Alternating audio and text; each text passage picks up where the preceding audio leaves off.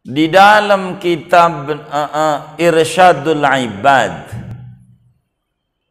Syekh Zainuddin bin Abdul Aziz bin Zainuddin bin Ali Al-Malibari, pengarang Fathul Mu'in, itu menceritakan di sana tentang penguburan asal kubur. Dulu ada orang yang umurnya baru 4 tahun, bocah mati, umurnya baru 4 tahun. Ketika dia mati, dikubur. Sesudah dia dikubur, 3 hari berikutnya diimpiin oleh babanya. Ketemu dia. Babanya kaget waktu dalam mimpi itu. Dia bilang, kata babanya, ya bunayya, ma fa'alallahu bik. Anakku, kau ini diperlakukan apa sama Allah? Kok rambut engkau ini jadi ubanan? Padahal bocah kan rambutnya hitam, bagus hitamnya. Pas mati 3 hari jadi putih. Apa jawab anaknya? Kata si anak menjawab, abah, ini karena abah salah main kubur saya. Di samping saya ini dulu di dunianya tukang mabok. Dia disiksa, saya nih kena cipratannya doang. Cipratan. Kena hawanya aja kagak enak. Ampe rambut hitam berubah jadi putih, saking dahsyatnya azab kubur. Tuh namanya salah naroh. Kita kuburan tuh milih. Sama kayak kita orang hidup. Salah kita bergaul, udah habis. Tinggal di mana? Kampung anu. Waduh, itu kampung garong mulu. Padahal kita kagak ngegarong. Jelek juga. Begitu. Gara-gara di situ bertetangga dengan orang tidak baik.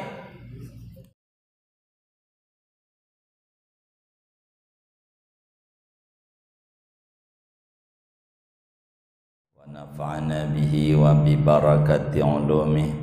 Wa ghafara lahu wa limasyaikhihi wa limasyayikhina amin.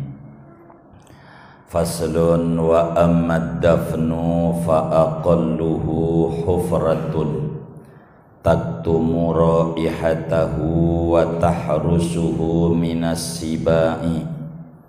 Adapun penguburan mayit, maka yaitu adapun sekurang-kurangnya penguburan mayit, yaitu satu lubang yang dapat menutup akan bau busuk mayit dan dapat melindungi mayit daripada binatang buas.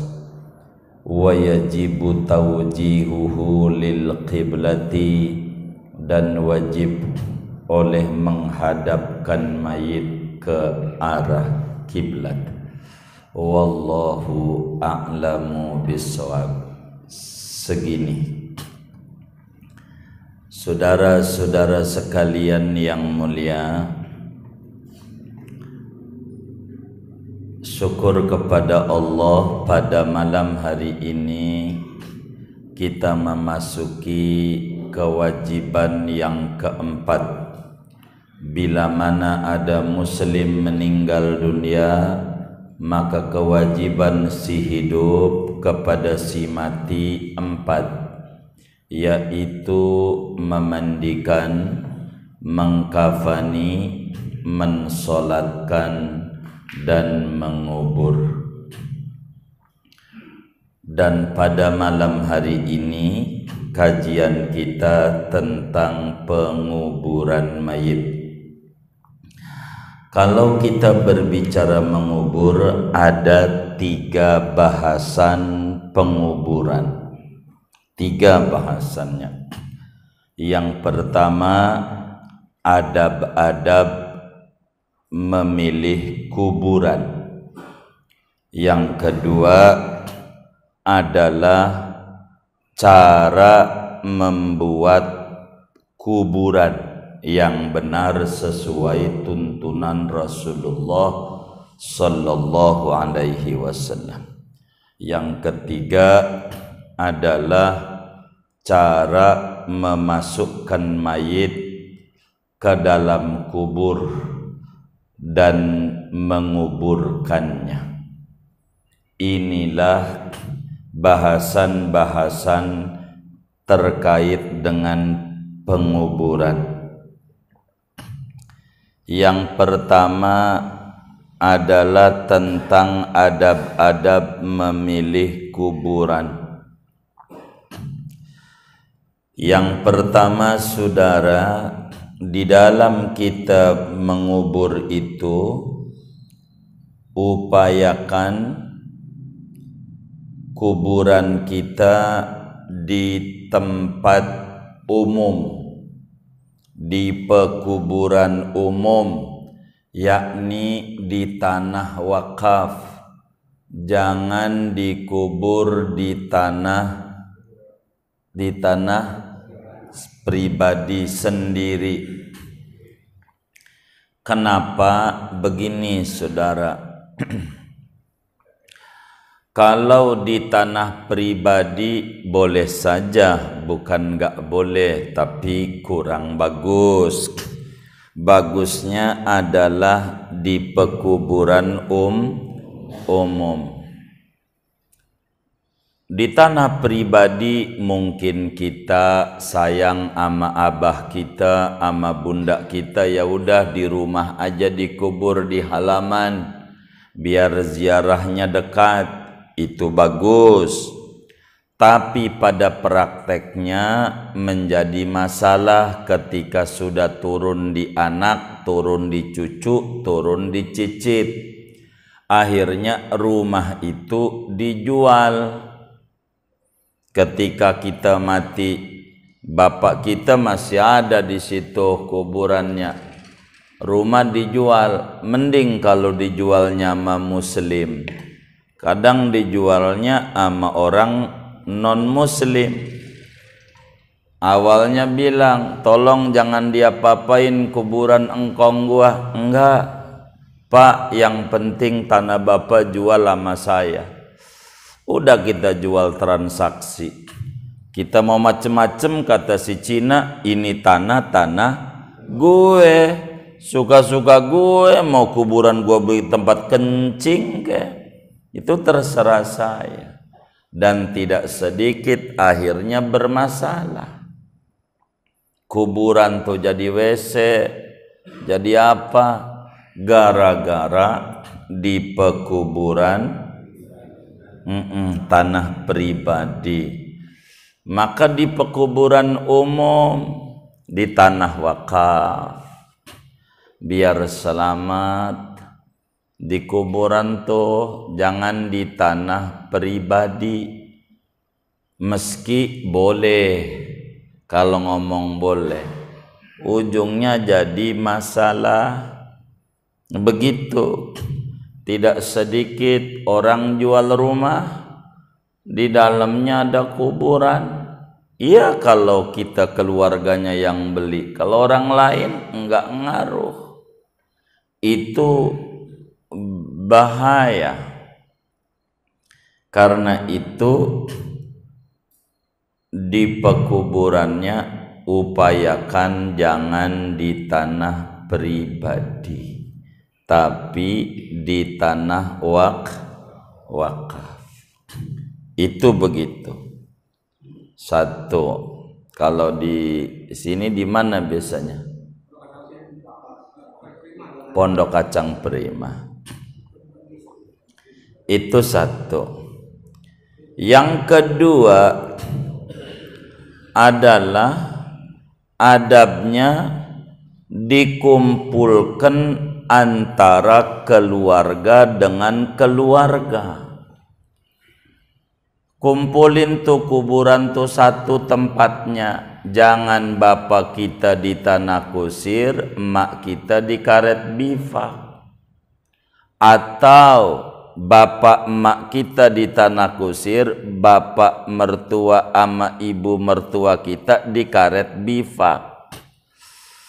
Akibatnya lebaran udah ribut aja tuh sama bini. Nyak gue dulu, lo kan tinggal di rumah nyak gue.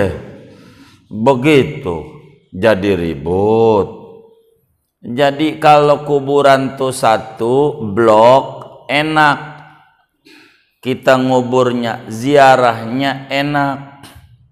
Kalau kuburan tuh satu blok, sehingga di dalam kita ziarah, umpama nih, ini kuburan, ada baba kita sebelah mari lebih dekat gerbang, ada nyak kita di pojokan sana, ada engkong kita di pojokan sono, tapi seblok nih. Apa tuh namanya di sana? Akasia. Seblok. Bagaimana kita mau ziarahnya? Begini adab ziarahnya. Dari pintu gerbang kita salam. Salam umum. Bagaimana salam umum? Assalamualaikum ya ahlal kubur minal muslimina wal muslimat wal mu'minina wal mu'minat antum lana salaf wa nahnu lakum taba wa inna insyaallahu bikum lahiqun nas'alullahu lana wa lakumul afiyah. Itu di gerbang, salam umum semuanya. Habis begitu lalu kita datengin tuh kuburan yang mana yang kita duluin, terserah. Ibu kita paranin ke kuburan ibu kita. Adep-adepan, berarti kitanya menghadap timur. Ini kuburan, kita diri, salam. Assalamualaikum ya mama. Udah kita orang. Ya ibu. Bahasa Arabnya ya ummi.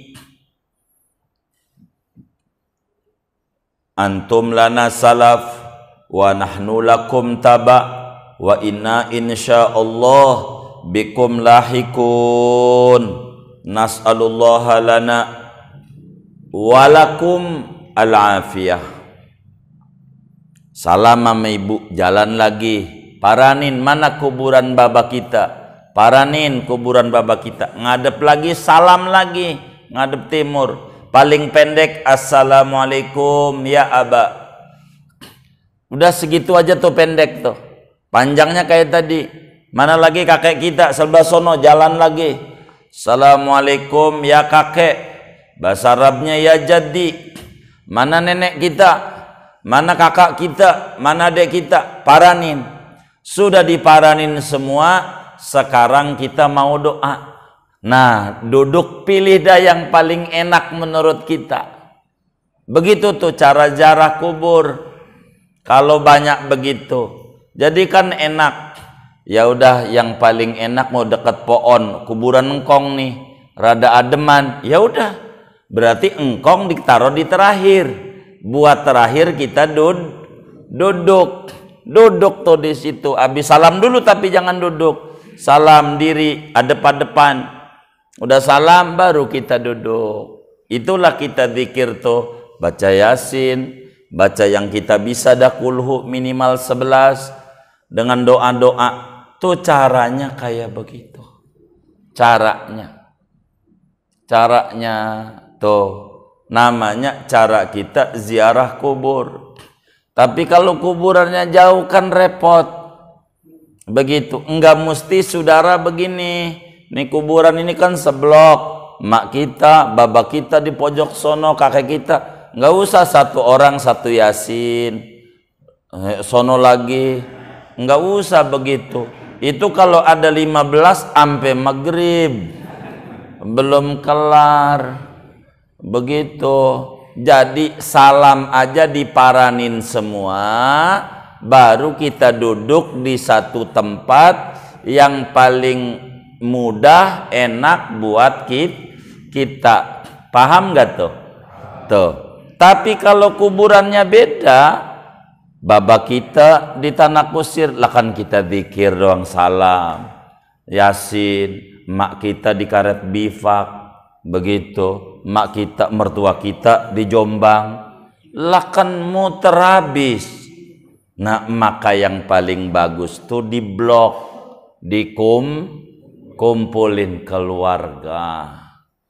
Yang paling bagus itu adab-adab menguburkan, kumpulin di situ tuh, dikumpulin tempatnya.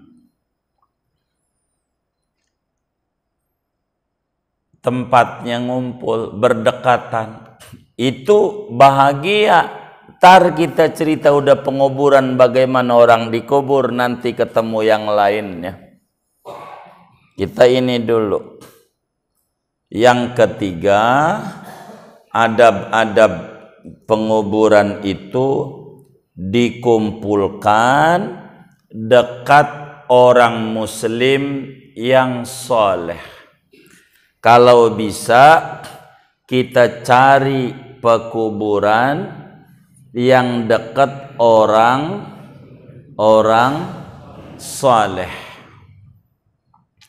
Sebab apa? Kita jangan asal ngubur, apalagi kayak macam kondisi kayak begini, wabah parah. Bila satu lokasi muslim sama non muslim dibarengkan dalam satu tempat, dosa. Kalau begitu dosa. Jangan setempat, jangan. Haram hukumnya. Haram.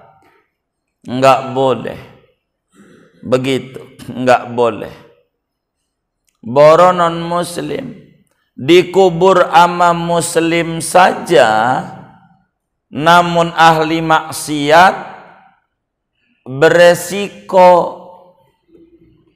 Ahli maksiat nih, di dalam kitab Irsyadul Ibad, Syekh Zainuddin bin Abdul Aziz bin Zainuddin bin Ali Al-Malibari, pengarang Fathul Mu'in, itu menceritakan di sana tentang penguburan asal kubur. Dulu ada orang yang umurnya baru 4 tahun, bocah mati. Umurnya baru 4 tahun. Ketika dia mati, dikubur. Sesudah dia dikubur, 3 hari berikutnya diimpiin oleh babanya. Ketemu dia. Babanya kaget waktu dalam mimpi itu. Dia bilang, kata babanya, ya bunaya, ma fa'alallahu bik. Anakku, kau ini diperlakukan apa sama Allah? Kok rambut engkau ini jadi ubanan? Padahal bocah kan rambutnya hitam, bagus hitamnya. Pas mati 3 hari jadi putih. Apa jawab anaknya? Kata si anak menjawab, abah, ini karena abah salah main kubur saya. Di samping saya ini dulu di dunianya tukang mabok. Dia disiksa, saya nih kena cipratannya doang. Cipratan. Kena hawanya aja kagak enak. Ampe rambut hitam berubah jadi putih, saking dahsyatnya azab kubur. Tuh namanya salah naroh. Kita kuburan tuh milih. Sama kayak kita orang hidup. Salah kita bergaul, udah habis. Tinggal di mana? Kampung anu. Waduh, itu kampung garong mulu. Padahal kita kagak ngegarong. Jelek juga. Begitu. Gara-gara di situ bertetangga dengan orang tidak baik. Maka kuburan itu bukan asal naruh. Dekat siapa ini? Udah saya mau di blok ini aja, entar ngomong bloknya dulu. Ini dekat siapa? Biar kita benar. Jangan main taro-taro. Itu ada blok-bloknya. Kalau saudara biasa hadir maulid tuh di Serang, itu walaupun rata begitu ada blok-bloknya itu. Sebelah sini keluarganya si Anu ngumpul, anak keturunan si Anu. Sebelah mari keluarganya si Anu, walaupun kagak ada tulisannya itu, tapi tahu dia bloknya. Ada blok-bloknya. Itu ngumpul tuh. Kalau dekat orang soleh enak. Dekat orang soleh. Dulu saudara, Allah yarham bapak proklamator kita, Bung Hatta rahimahullah rahmatal abrar. Bung Hatta tu alim kabir, kiai. Bung Hatta tu pintar baca kitab. Bung Hatta tu hebat, cuman suaranya kecil. Antara Bung Karno dan Bung Hatta, pinteran Bung Hatta. Waktu mau baca teks proklamasi itu kata Bung Karno, ente aja, jangan, suara saya kecil, kurang greget. Kalau engkau suaranya menggelegar, jadi enak. Maka yang baca itu dipegang saannya tuh, itu Bung Karno. Bung Hatta nih waktu mau wafat, dia bilang, saya jangan dikubur di Taman Makam Pahlawan, saya dikuburnya di Tanah Kusir saja. Kata Bung Hatta, jangan di sono, tapi dikuburnya di Tanah Kusir tuh, dikuburnya di Tanah Kusir tuh. Kalau dari Bintaro arah sebelah kiri adanya. Ditanya, kenapa tidak mau di Taman Makam Pahlawan? Kalau di sana diziarahinya dikit, paling hari-hari tertentu begitu diziarahinya. Kadang pakai acara seremoni, pak ditembak-tembak untuk malaikat bisa ngeles, kagak kena. Ditembak-tembakan begitu, nama juga seremoni. Ziarahnya tertentu dan bukan orang ziarah, paling tabur bunga. Saya mah udah di pekuburan umum saja. Saya khawatir anak-anak saya takut nanti kurang demen ziarah kubur. Kalau enggak ada yang ziarahin, paling tidak saya nih dapat cipratan rahmat dan kasih sayang Allah. Wong di dalam doa kita ziarah kubur tuh sesudah doa-doain almarhum, sebelum terakhirnya Allahumma anzilir rahmata wal maghfirata wasyafa'ata alaina wa alaihim wa ala jami'i ahlil kubur minal muslimina wal muslimat. Ya Allah, turunin, curahin rahmat, syafaat, keridhaan kepada kami, kepada beliau-beliau ini dan kepada semua yang ada di komplek pekuburan ini. Jadi walaupun dikit dapat orang muslim yang ziarah tuh. Saya pengen di situ aja. Tuh namanya mengerti adab-adab kubur. Adab-adab. Sayyidina Abu Bakar Siddiq radhiyallahu ta'ala an Memilih begitu waktu beliau mau wafat. Kata Abu Bakar Siddiq, ama anaknya namanya Sayyidatuna Aisyah radhiyallahu taala anha wa an abiha. Neng, kan Aisyah ini anaknya Abu Bakar. Neng, kalau bapak wafat, bapak minta dikubur di samping suami Neng, Rasulullah sallallahu alaihi wasallam. Kenapa? Kata Siti Aisyah, sebab bapak ini dulu hidup bersama Rasulullah di Mekah bareng sama Rasulullah, hijrah menemani Rasulullah, ampe di Madinah bareng sama Rasulullah.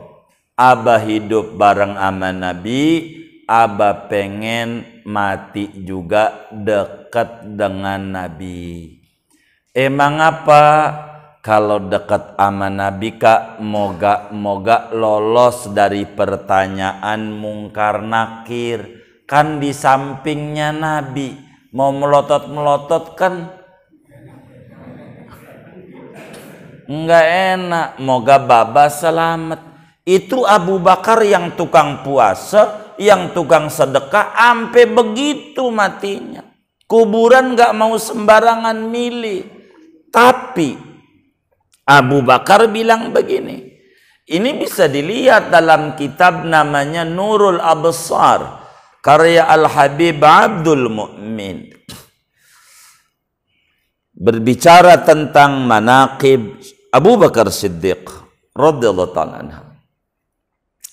Itu Abu Bakar, kemudian itu saudara bilang, tapi abah waktu abah wafat tuh, ditaruh aja jenazah abah di pintu kubur Nabi. Nabi itu kuburannya kamar Siti Aisyah. Jadi dulu Nabi tidur di situ sampai wafat di dalam kamar itu. Kamar itu kuburan Nabi. Jadi kata Abu Bakar, nanti sesudah abah dimandiin, dikafani, disolatin, tolong jenazah abah nih ditaruh di pintu aja. Bila kemudian dapat izin dan restu dari Rasulullah, pasti pintunya ngebuka sendiri. Walaupun ditutup. Tapi kalau nanti nggak dapat restu, tolong abah ini dikuburnya di Baqi saja. Baqi itu tanah kusirnya Madinah. Ya 200 meter lah dari Masjid Nabawi, pekuburan Baqi. Maka singkatnya Abu Bakar wafat, dimandiin, disolat, dikafani, solatin, ditaruh di pintu. Itu anehnya, itu pintu ngebuka sendiri. Oh benar, digali di samping Rasulullah sallallahu alaihi wasallam. Abu Bakar, makalah Abu Bakar kuburannya ada di sampingnya Nabi dengan posisi palanya Abu Bakar lempeng dengan pundaknya Rasulullah. Itu Abu Bakar. Kenapa? Penting dikubur dekat orang-orang soleh. Bisa bayar kita. Begitu. Dekat orang soleh.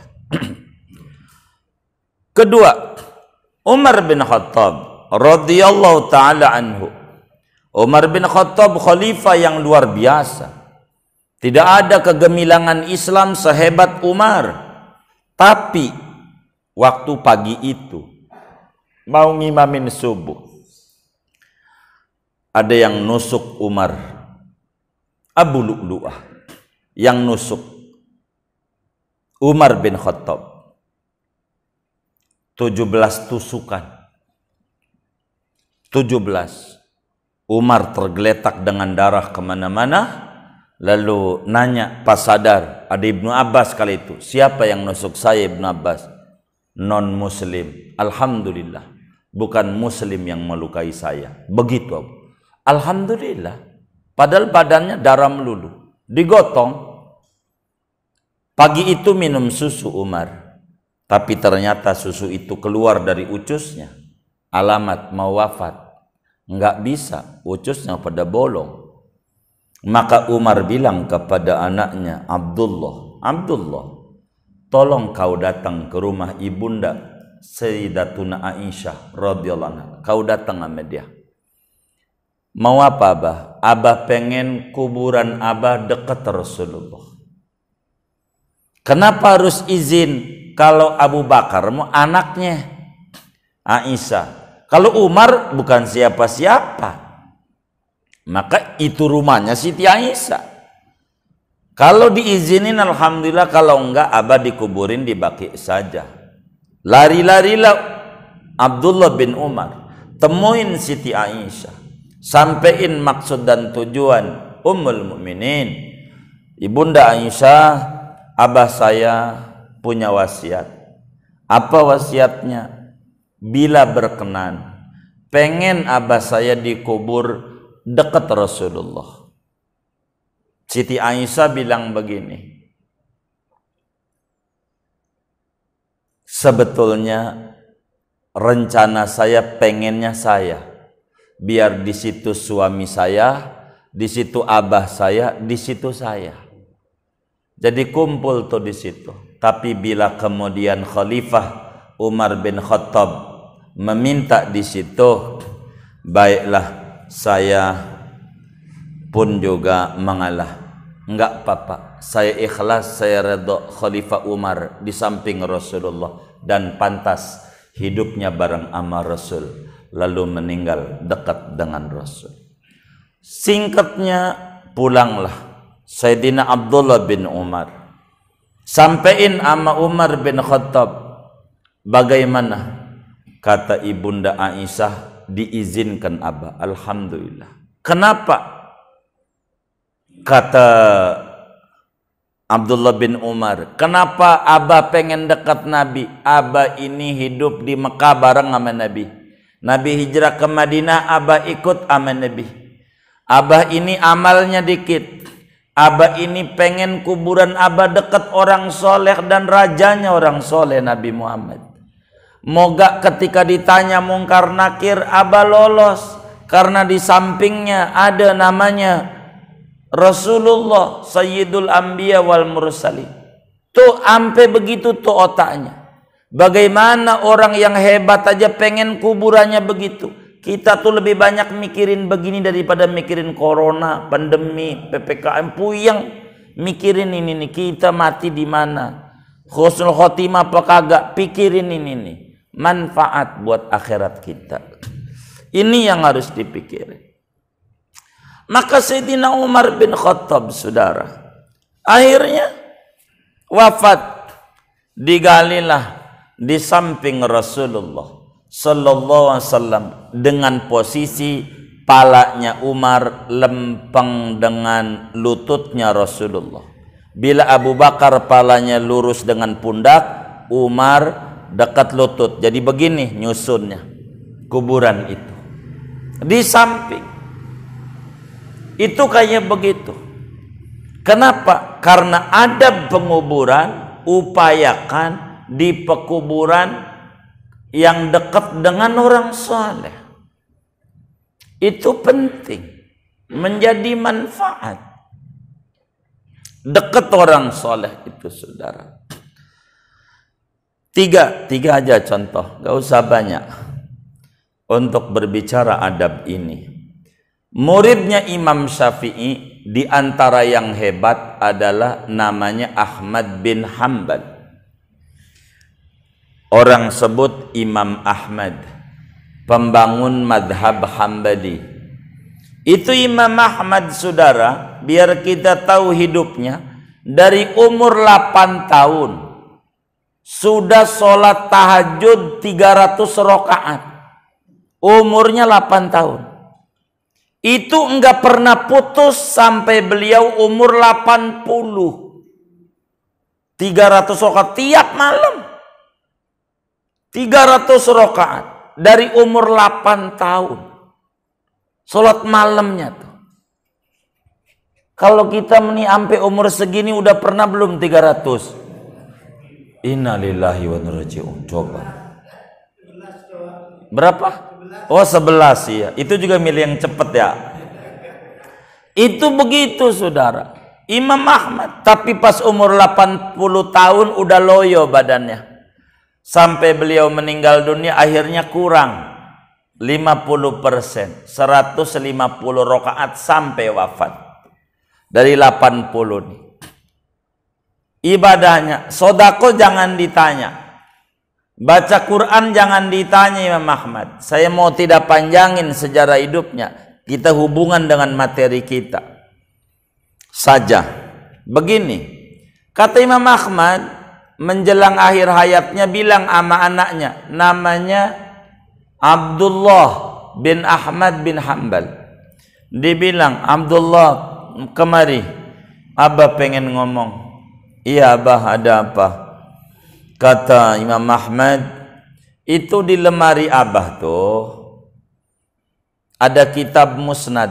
Imam Ahmad ini saudara hafal hadis 1 juta hadis, sanad dan matannya. Hadis Rasulullah tuh di luar kepala 1 juta. Ini murid Imam Syafi'i, gurunya Imam Bukhari, gurunya Abu Dawud, guru ini Imam Ahmad. Imam Bukhari itu cucu murid Imam Syafi'i. Imam Bukhari ngaji Imam Ahmad. Imam Ahmad ngaji Imam Syafi'i. Nggak ketemu Imam Bukhari Imam Syafi'i. Moga kita rezekinya luas, kita bisa ziarah ke Uzbekistan. Kita ke kuburan Imam Bukhari nanti. Kita insya Allah ziarah kita. Di sana ada Abu Dawud di Uzbekistan. Di sana ada Imam Bukhari di Khortang. Di sana ada anaknya Ibnu Abbas, namanya Sayyidina Qusam. Kuburannya bagus di Uzbekistan. Semoga Allah kasih kesempatan kita ziarah kepada orang-orang soleh, wali-wali Allah. Ini saudara, Imam Ahmad bilang sama anaknya Abdullah tuh di lemari itu ada kitab Abah. Namanya kitab Musnad Ahmad bin Hanbal. 1 dari 14 kitab referensi hukum Islam. Kalau orang pengen mentelaah hukum 14 minimal dia harus ngaji. Pertama Sahih Bukhari. Kurang lebih 10.000 hadis tuh Bukhari tuh. Diubak-ubak tuh dulu tuh 4 jilid tuh. Cari dulu sampai kelar. Kalau nggak ada jangan berhenti, cari lagi di muridnya Bukhari namanya Imam Muslim. 2 jilid. Tapi kurang lebih 10.000 kurang dikit. 9.000 sekian. Ketiganya Abu Dawud 4.000 lebih hadisnya itu. Cek. Keempatnya itu Sunanut Tirmidzi. Ada 5 jilidan itu. Kelimanya itu Sunan Nasai 4 jilid besar. Keenamnya itu namanya Sunan Ibnu Majah 2 jilid besar itu. Ketujuhnya namanya Al-Muwatta Imam Malik, kurang lebih hampir 4.000 gitu. Kedelapannya Sunan Ad-Darimi, lebih dari 5.000. Kesembilannya Sahih Ibnu Hibban. Kesepuluhnya adalah Sahih Ibnu Khuzaimah. Kesebelasnya adalah Sunan Al-Baihaqi. 12-nya Mustadrak Imam Hakim. 13-nya Mu'jam At-Tabarani. Dan ke-14-nya Musnad Imam Ahmad bin Hanbal. Di luar ini masih ada Musnad Abu Ya'la, Musnad Al-Bazzar, Majmu'uz Zawaid Al-Haisami. Ini harus diubah. Jangan dikit-dikit bid'ah ya. Orang harus ngaji kitab di situ. Ya paling dikit ya, paling enggak 25 juta dah modalnya itu. Untuk beli-belinya dulu, belum ngajinya dah. Tuh ngaji dulu orang, nggak bisa. Dia mau dihukum sembarangan nanti. Di Islam ini kalau dia tidak ngaji kitab-kitab itu bahaya. Bakal acak-acakan. Saya tidak panjangin itu. Musnad Ahmad bin Hanbal, kata Imam Ahmad anakku, di jilid 1 tuh ada Abah coba ambil. Diambil ada 2 rambut. 2 rambut. Apaan ini Abah? Ini adalah rambutnya Rasulullah sallallahu alaihi wasallam. Abah dikasih dari guru Abah Imam Syafi'i. Maksud Abah, tolong kalau Abah wafat, ditaruh di mata kanan Abah 1, di mata kiri Abah 1. Emang apa? Kata anaknya, kata Imam Ahmad, bila Abu Bakar hidup bareng sama Rasulullah, memandang bareng Rasulullah, hijrah bareng Rasul, di Madinah bareng Rasul, sampai kuburannya samping Rasulullah. Umar hidupnya bareng sama Rasul, hijrah juga ikut hijrah bareng sama Rasul, sampai kuburannya ada di samping Rasul. Siapa ayahmu? Ahmad bin Hanbal, orang biasa, ibadah dikit, padahal dari umur 8 tahun gitu katanya ibadah dikit. Kita baru ngaji aja udah kayak paling benernya aja. Innalillahi wa inna ilaihi raji'un. Enggak ada apa-apanya kita ini orang. Abah ini amalnya dikit, ngeri ngadepin mungkar nakir.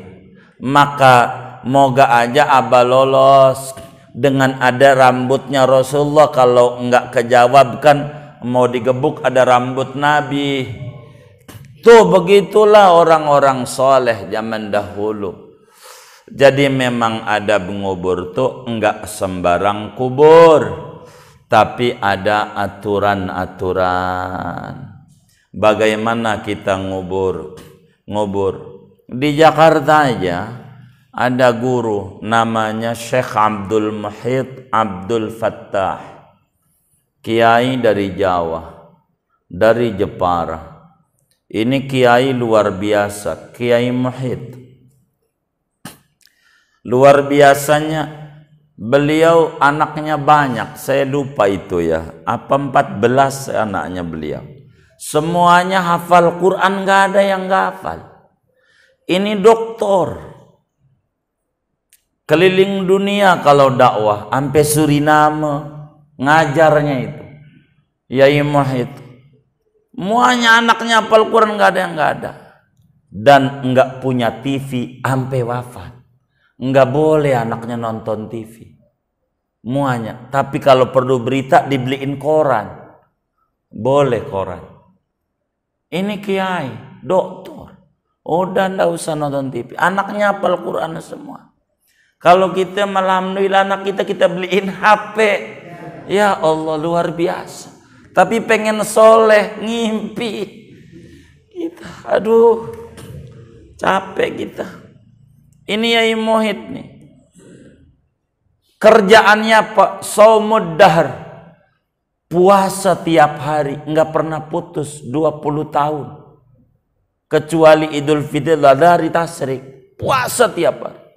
Doktor begitu, wafat dibilang saya dikuburnya di Jepara aja, dekat orang-orang tua yang ulama-ulama, biar saya selamat. Padahal ibadahnya kayak begitu. Kiai Muhyidd dikubur di Jepara, di kampungnya itu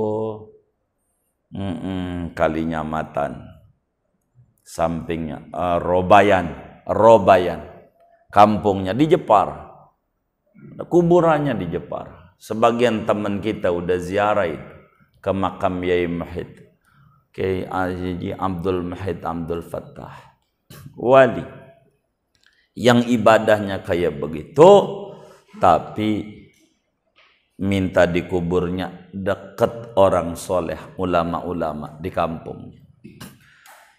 Ini karena adab Islam begitu, saudara. Maka memilih kuburan itu penting.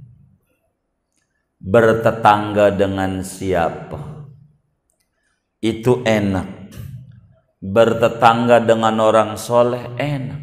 keluarganya nggak ada yang ingat-ingat, ada orang lain yang ziarah.